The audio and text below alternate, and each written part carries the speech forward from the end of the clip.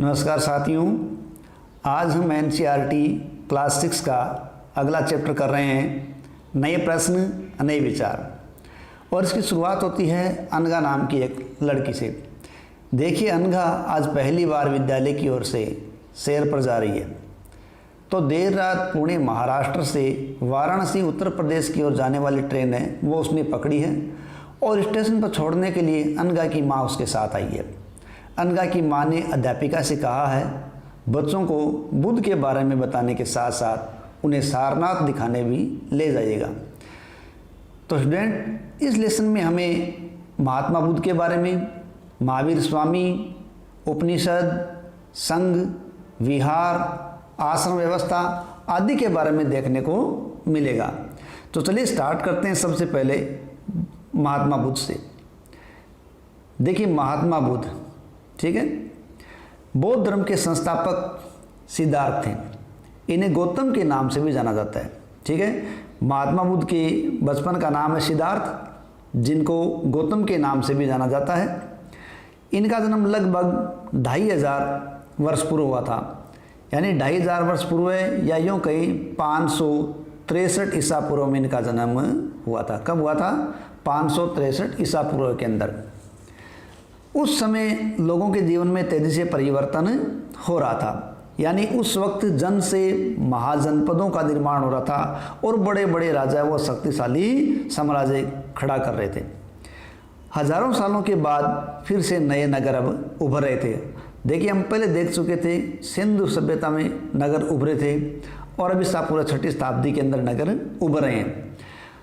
गाँव के जीवन में भी अब बदलाव आ रहा था और बहुत से जो विचारक थे वो इन परिवर्तनों को समझने का प्रयास कर रहे थे और वे जीवन के सच्चे अर्थ को भी जानना चाह रहे थे। ये कब की बात है? ईसा पूर्व 6ठी शताब्दी, और जिसमें महावीर स्वामी और महात्मा बुद्ध जैसे महापुरुषों का आविर्भाव हुआ है।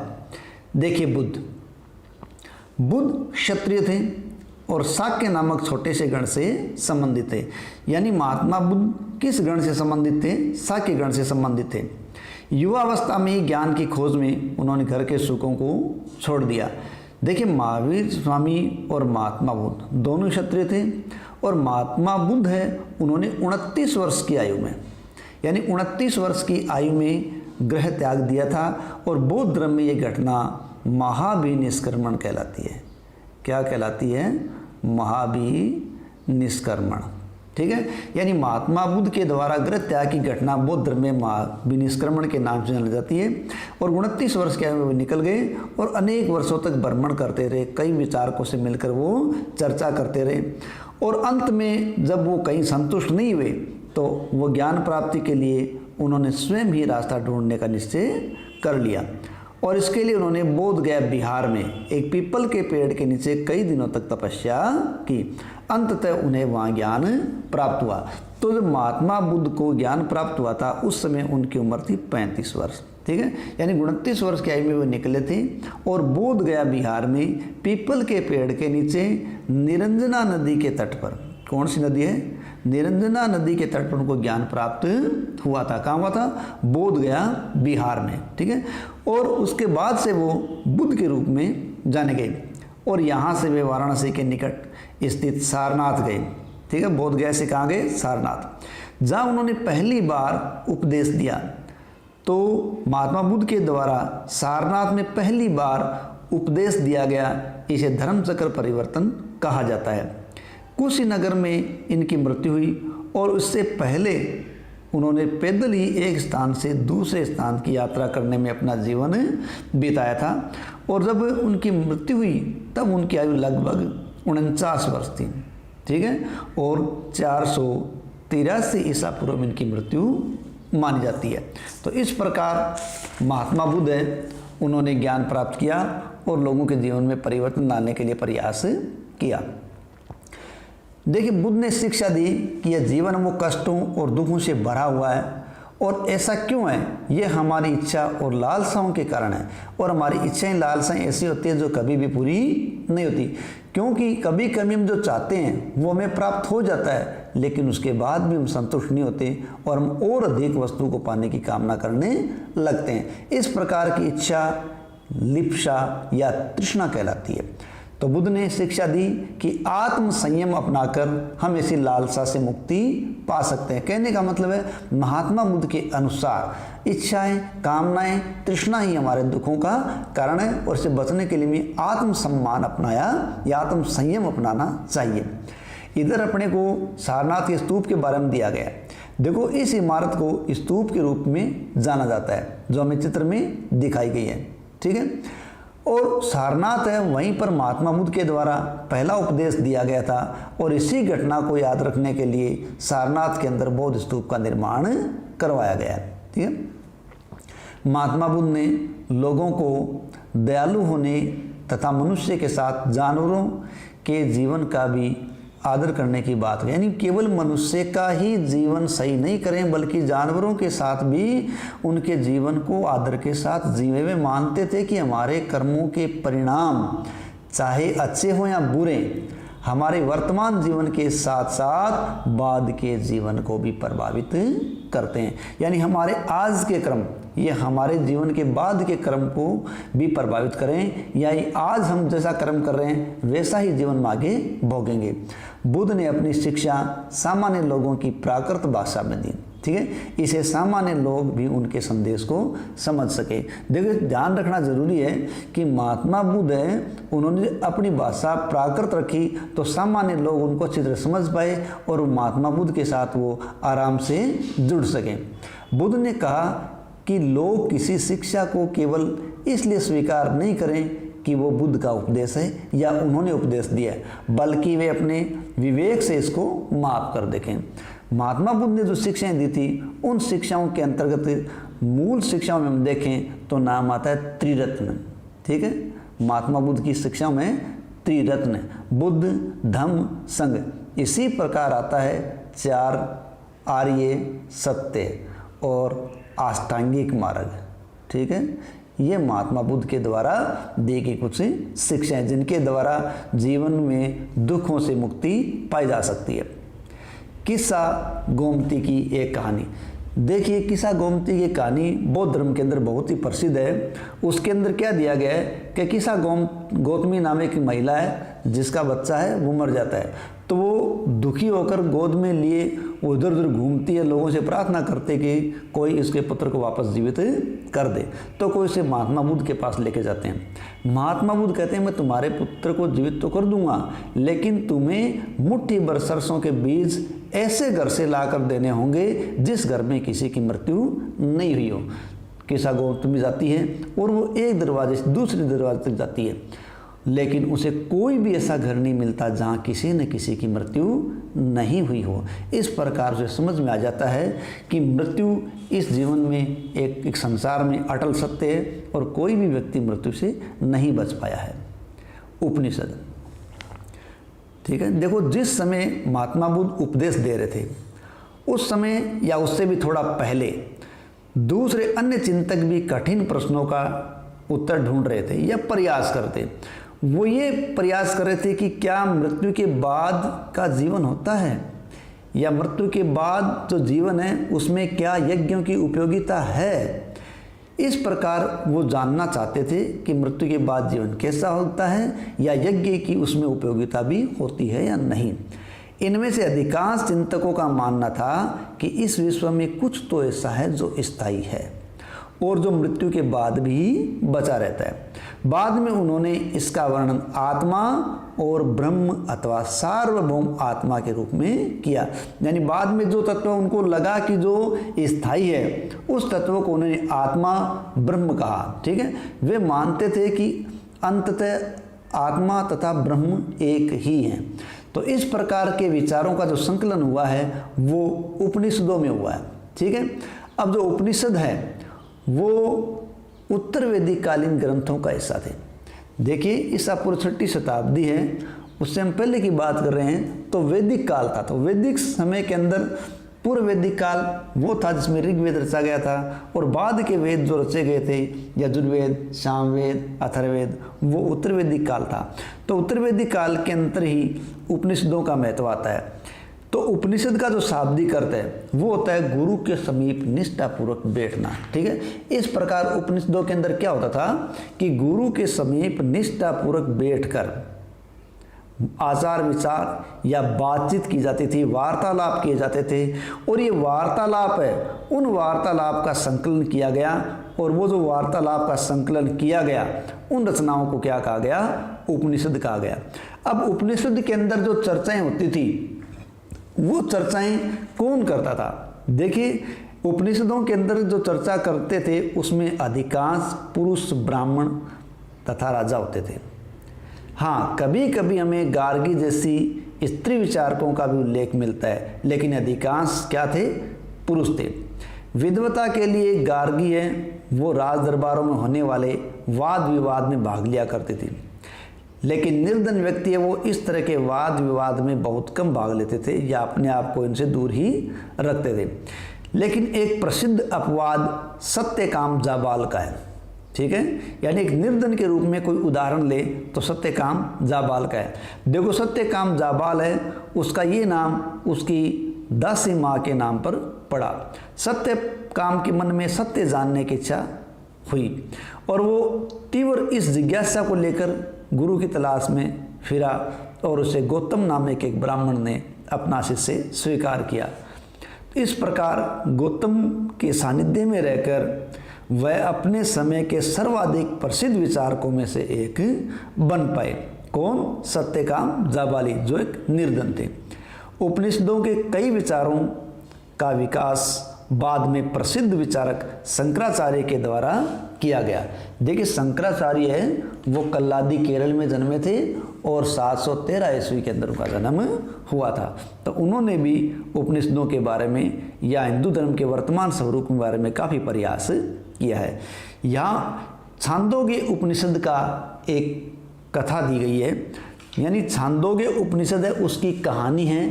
तो देखिए किस प्रकार है। शौनक तथा अभिप्रतारिण नामक दो ऋषि हैं। कौन कौन? शौनक और अभिप्रतारिण। ये दो ऋषि सार्वभौम आत्मा की उपासना करते थे और एक बार वे जब भोजन करने के लिए बैठे थे तभी एक भिखारी आ गया और उसने भोजन मांगा। शौनक ने कहा, हम तुम्हें कुछ नहीं दे सकते। भिखारी ने कहा, विद्वजन आप किसकी उपासना करते हैं? अभिप्रतारिण ने उत्तर दिया, हम सार्वभौम आत्मा की प्रार्थना करते हैं, उपासना करते हैं। भिखारी ने कहा, ओह, इसका मतलब आप ये जानते हैं कि यह सार्वभौम आत्मा संपूर्ण विश्व में विद्यमान है? ऋषियों ने कहा, हाँ हम जानते हैं। भिखारी ने फिर पूछा, अगर ये सार्वभौम आत्मा संपूर्ण विश्व में विद्यमान है तो ये मेरे अंदर भी है। मैं कौन हूँ? मैं भी इस विश्व का एक भाग ही तो हूँ। ब्राह्मण ने कहा, तुम सत्य बोलते हो, इसलिए ए ऋषियों, मुझे भोजन न देकर आप उस सार्वभौम आत्मा को भोजन देने से मना कर रहे हो जिसकी उपासना आप कर रहे हो। भिखारी की बात की सच्चाई जानकर ऋषि ने उसको भोजन दिया। इस प्रकार का ये कथानक हमें छांदोग्य उपनिषद में देखने को मिलता है। अब कुछ जानकारी दी गई है व्याकरण विद्या पाणिनि के बारे में। देखिए, इस युग में कुछ अन्य विद्वान खोज कर रहे थे। उन्हीं प्रसिद्ध विद्वानों में एक विद्वान का नाम आता है पाणिनि। तो पाणिनि ने संस्कृत भाषा के व्याकरण की रचना की थी, जो एक बहुत ही महत्वपूर्ण रचना मानी जाती है पाणिनि की रचना व्याकरण के रूप में। तो पाणिनि ने स्वरों तथा व्यंजनों को एक विशेष क्रम में रखा और उन्हीं के आधार पर उन्होंने सूत्रों की रचना की। अब उन्होंने स्वरों व्यंजनों को एक विशेष क्रम में रखकर जो सूत्र रचे थे, ये सूत्र बीज गणित के सूत्रों से काफ़ी मिलते जुलते हैं और इसका प्रयोग करके उन्होंने संस्कृत भाषा के प्रयोगों के लघु सूत्रों या नियम लघु सूत्रों के रूप में लिखे। यानी संस्कृत भाषा के प्रयोग के जो नियम है वो उन्होंने बहुत ही लघु सूत्रों के रूप में लिखे। ये लघु सूत्र लगभग 3000 हैं। ठीक है। नेक्स्ट है जैन धर्म। तो बौद्ध धर्म जिस प्रकार महात्मा बुद्ध के द्वारा सामने आया उसी प्रकार जैन धर्म है, उसके प्रमुख व्यक्ति के रूप में वर्धमान महावीर का नाम लिया जाता है। ठीक है। तो लगभग इसी युग में 2500 वर्ष पहले जैन धर्म के 24वें तथा अंतिम तीर्थंकर वर्धमान महावीर ने भी अपने विचारों का प्रचार किया। देखिए, वर्धमान महावीर है वो जैन धर्म के 24वें तीर्थंकर हुए हैं, और जहाँ तक प्रथम तीर्थंकर की बात है वो हुए हैं आदिनाथ। ठीक है, आदिनाथ या ऋषभदेव ये जैन धर्म के प्रथम तीर्थंकर थे। और महावीर स्वामी की जहाँ तक बात है उनका जन्म 599 ईसा पूर्व में वैशाली के समीप कुंड ग्राम में हुआ था, और इनके पिता का नाम सिद्धार्थ और इनकी माता का नाम त्रिशला था। ठीक है, तो ये महावीर स्वामी का कुछ थोड़ा सा जीवन परिचय। महावीर स्वामी वज्जी संघ के लिच्छवी कुल के एक क्षत्रिय राजकुमार थे। इस संघ के विषय में हमने पहले पढ़ा भी था, क्योंकि जब जनपदों की बात आई थी तो उस पीछे के लेसन में हमें लिच्छवी कुल के बारे में भी पढ़ा है। महावीर स्वामी ने 30 वर्ष की आयु में घर छोड़ दिया था। यानी अपने महावीर स्वामी के पहले महात्मा बुद्ध देखा था तो उन्होंने 29 वर्ष की आयु में घर छोड़ा था, तो लगभग उसी वर्ष की आयु में महावीर स्वामी भी घर छोड़ रहे हैं। तो 30 वर्ष की आयु में उन्होंने घर छोड़ा और जंगल में रहने लगे। 12 वर्ष तक उन्होंने कठिन और एकांकी जीवन व्यतीत किया, और उसके बाद उनको ज्ञान प्राप्त हुआ था। तो महावीर स्वामी को रिज्जुपालिका नदी के तट पर या उज्जुवालिया नदी के तट पर ज्ञान प्राप्त हुआ था, और महात्मा बुद्ध को था निरंजना नदी के तट पर। महावीर स्वामी की शिक्षा बड़ी सरल थी। सत्य जानने की इच्छा रखने वाले प्रत्येक स्त्री व पुरुष को अपना घर छोड़ देना चाहिए। यानी वो जो व्यक्ति सत्य जानना चाहता है, चाहे वो पुरुष है चाहे वो महिला है, उसको अपना घर छोड़ देना चाहिए। उन्हें अहिंसा के नियमों का कड़ाई से पालन करना चाहिए, अर्थात किसी भी जीव को न तो कष्ट देना चाहिए और न ही उसकी हत्या करनी चाहिए। महावीर स्वामी का कहना था कि सभी जीव जीना चाहते हैं और सभी को जीवन प्रिय है। तो महावीर स्वामी ने अपनी शिक्षा प्राकृत में दी। ध्यान रखें, महात्मा बुद्ध ने भी प्राकृत भाषा को अपनाया और महावीर स्वामी ने भी प्राकृत भाषा को अपनाया, ताकि जनसाधारण लोग उनकी शिक्षाओं को समझ सके। देश के अलग अलग हिस्सों में प्राकृत के अलग अलग रूप थे। प्रजनन क्षेत्र के आधार पर ही उनके नाम भी अलग अलग थे। जैसे जो मगध में बोली जाने वाली जो प्राकृत भाषा थी उसे प्राकृत मागधी कहा जाता था। ठीक है, प्राकृत मागधी कहा जाता था। जैन नाम से जाने गए महावीर के अनुयायियों को भोजन के लिए भिक्षा मांगकर सादा जीवन बिताना पड़ता था। यानी जो जैन धर्म के अनुयायी बनते थे वो भिक्षा मांगकर अपना जीवन बिताया करते थे, और उन्हें पूरी ईमानदारी से रहना पड़ता था। चोरी न करने की उनको सख्त हिदायत दी जाती थी। उन्हें ब्रह्मचर्य का पालन करना पड़ता था। ठीक है, पुरुषों को वस्त्र सहित सब कुछ त्याग देना पड़ता था। इस प्रकार एक कठिन दौर था जिसमें जैन धर्म है वो अपनाया गया था। ठीक है, इसमें सत्य, असत्य, अपरिग्रह, अहिंसा, ब्रह्मचर्य इस प्रकार के अणुव्रतों को स्थान दिया गया था। ब्रह्मचर्य का पालन है वो महावीर स्वामी के द्वारा आगे इसमें डाला गया था। ऊपर देखिए थोड़ी सी एक बात आई है वो देख लेते हैं हमें षट दर्शन के बारे में। देखिए, भारतीय षट दर्शन पद्धति सदियों से भारत द्वारा सत्य की बौद्धिक खोज का प्रतिनिधित्व है दर्शन की 6 शाखाओं ने किया है। यानी सत्य की जो बौद्धिक खोज है वो किसके द्वारा की गई है? वो षट दर्शन के माध्यम से की गई है। और ये षट दर्शन कौन कौन से हैं? वैशेषिक दर्शन, न्याय दर्शन, सांख्य दर्शन, योग दर्शन, पूर्व मीमांसा और वेदांत या उत्तर मीमांसा। ठीक है, तो दर्शन की इन्हीं 6 पद्धतियों की स्थापना क्रमशः अलग अलग ऋषि द्वारा की गई। देखिए, जो वैशेषिक दर्शन है उसकी कणाद के द्वारा, न्याय दर्शन गौतम के द्वारा, सांख्य दर्शन कपिल के द्वारा, योग दर्शन पतंजलि के द्वारा, पूर्व मीमांसा जैमिनी के द्वारा और वेदांत व्यास द्वारा की गई मानी जाती है, जो आज भी देश में बौद्धिक चर्चा को दिशा देने वाले ग्रंथ हैं। जर्मन मूल के ब्रिटिश भारत विद्य हुए हैं फ्रेडरिक मैक्स मूलर। ठीक है, ध्यान रखें मैक्स मूलर कहाँ के निवासी हैं? जर्मनी के। तो मैक्स मूलर के अनुसार दर्शन की इन 6 शाखाओं का विकास कई पीढ़ियों के दौरान व्यक्तिगत विचारकों के योगदान से हुआ है। यानी एक ही बार में नहीं हो गया, लंबे समय के विचारों के कारण ये शाखाएं पनपी थी।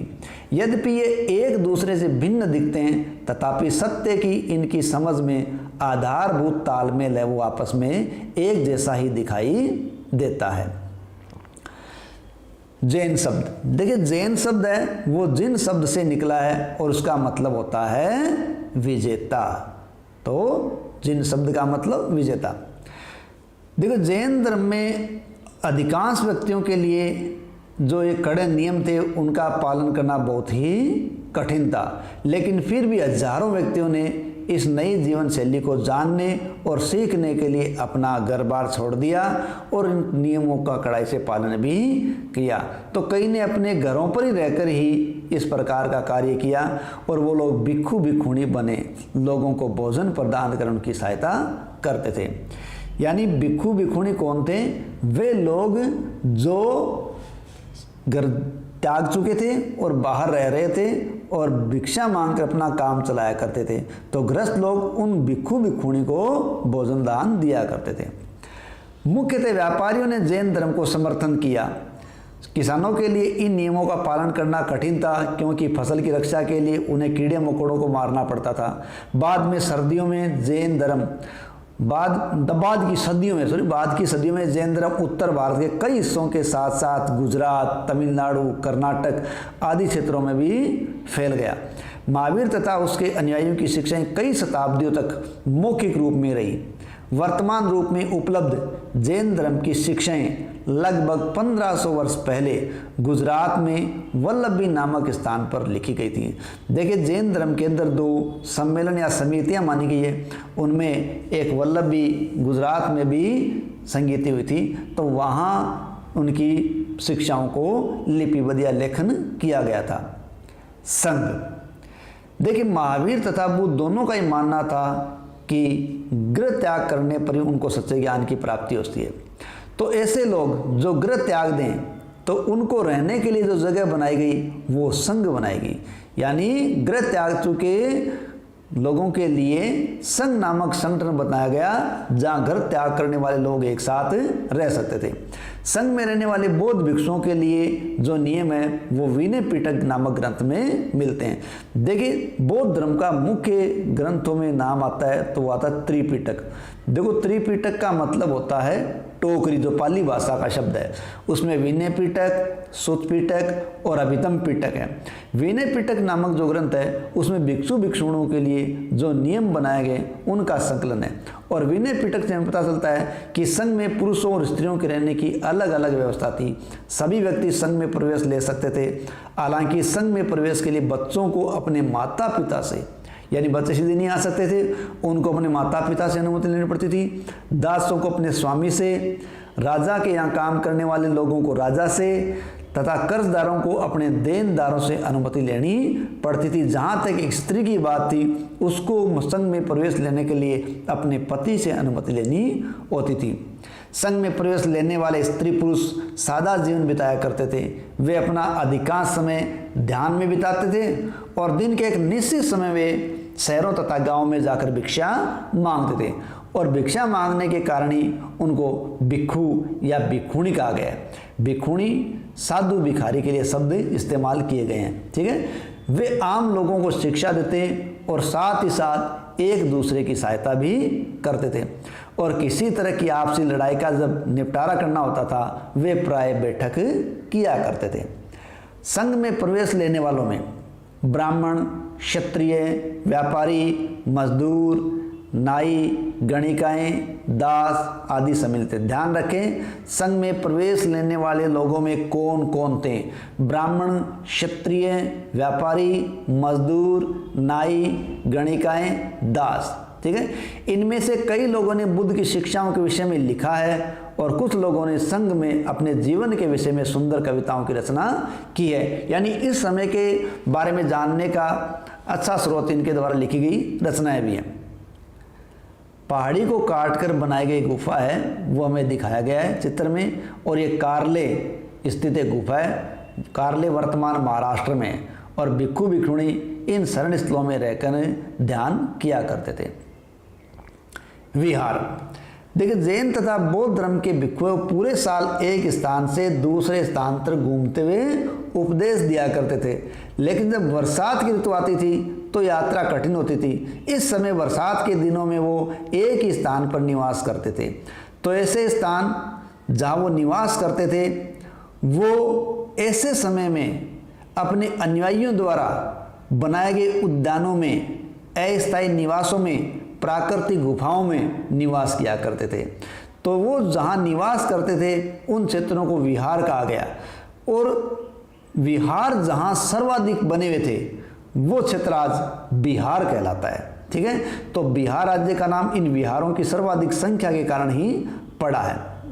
देखिए, जैसे जैसे समय बीतता गया, भिक्षु भिक्षुणियों ने स्वयं तथा उनके समर्थों ने अधिक स्थायी शरण स्थलों की आवश्यकता अनुभव की। यानी जैसे जैसे समय बीता तो भिक्षु भिक्षुणियाँ उन्होंने स्थायी शरण स्थलों की आवश्यकता अनुभव की। तब कई शरण स्थल बन गए और इन्हीं शरण स्थलों को विहार कहा गया। आरंभिक विहार लकड़ी के थे और बाद में इनके निर्माण में ईंटों का प्रयोग भी किया जाने लगा।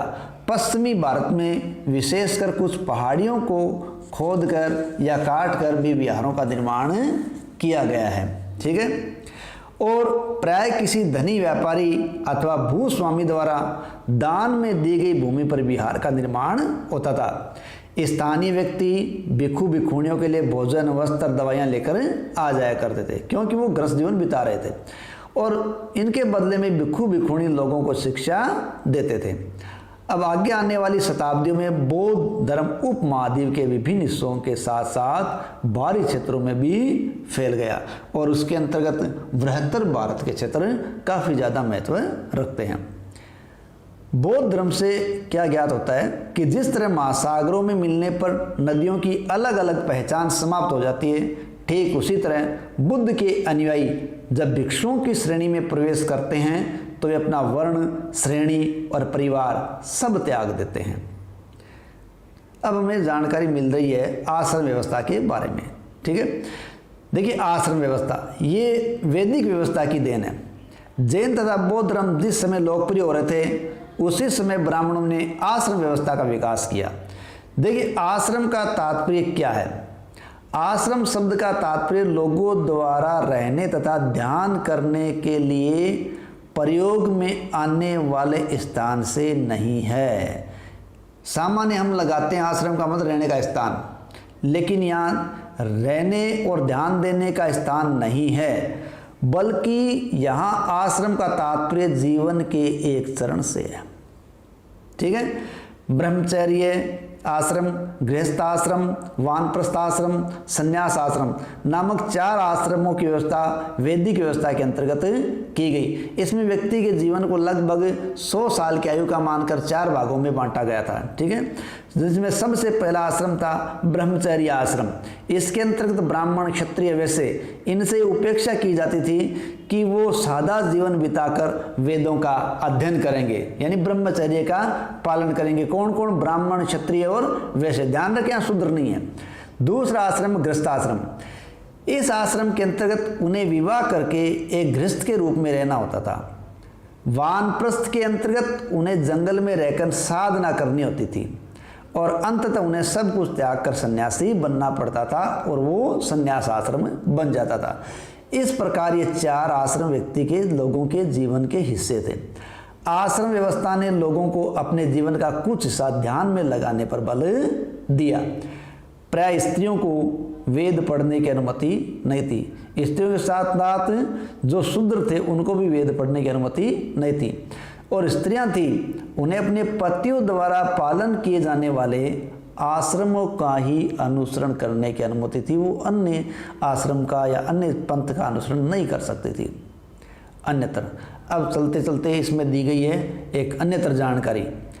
ये कहा है कि ईरान ढूंढे। देखिए, एटलस में हम ईरान पता लगा सकते हैं। ठीक है, या ईरान के बारे में अपने को जानकारी दी गई है। देखिए, जरथुस्त्र ये ईरानी पैगंबर थे, ईश्वर के दूत जरथुस्त्र। देखिए, जिस समय भारत के अंदर महावीर स्वामी बौद्ध धर्म का आविर्भाव हुआ था उसी समय ईरान के अंदर जरथुस्त्र और चीन के अंदर कन्फ्यूशियस का उदय हुआ था। और इस प्रकार छठी शताब्दी जो ईसा पूर्व है वो न केवल भारत में बल्कि पूरे विश्व के दृश्य से देखें तो एक धार्मिक क्रांति का प्रतीक मानी जाती है। ठीक है, तो उसी समय ईरान के अंदर है जरथुस्त्र जो ईरानी पैगंबर थे, उनकी शिक्षाओं का संकलन जैन अवेस्ता नामक ग्रंथ में मिलता है। यानी जरथुस्त्र जो ईरानी पैगंबर थे उनकी शिक्षाओं का संकलन किसमें है? जैन अवेस्ता ग्रंथ में मिलता है। और जैन अवेस्ता की भाषा, इसमें वर्णित रीति रिवाज वेदों की भाषा और रीति रिवाज से काफ़ी मिलते जुलते हैं। ठीक है, यानी वेदों का किसे सामंजस्य बताया गया है? जैन अवस्था से। जरथुस्त्र की मूल शिक्षा का सूत्र है सद्विचार, सद्वचन, सद्कार्य। यानी जरथुस्त्र की जो मूल शिक्षा है उसमें 3 सूत्र है, सद्विचार, सद्वचन, सद्कार्य। हे ईश्वर, बल, सत्य प्रधानता एवं सद्विचार प्रदान कीजिए जिनके जरिए हम शांति बना सकें। तो ये जैन अवस्था के आधार पर बताई गई बात है। 1000 से अधिक वर्षों तक जरथुस्त्रवाद ईरान का एक प्रमुख धर्म रहा। बाद में कुछ जरथुस्त्रवादी ईरान से आकर गुजरात और महाराष्ट्र के तटीय इलाकों में बस गए और वे लोग ही आज पारसियों के पूर्वज हैं। यानी जो जरथुस्त्रवादी ईरान से आकर गुजरात और महाराष्ट्र के तटीय इलाकों में बसे थे, वे ही लोग आज पारसियों के पूर्वज हैं। तो इस प्रकार अपना ये चैप्टर समाप्त होता है। इस चैप्टर के अंदर हमने महावीर स्वामी, महात्मा बुद्ध, इन दोनों की शिक्षाएं, संघ विहार, उपनिषद और आश्रम व्यवस्था और साथ ही साथ उन ग्रंथों के कुछ कथानक और जरथुस्त्र और जैन व्यवस्था के बारे में जाना। आशा है आपको वीडियो पसंद आया होगा। जय हिंद, जय भारत।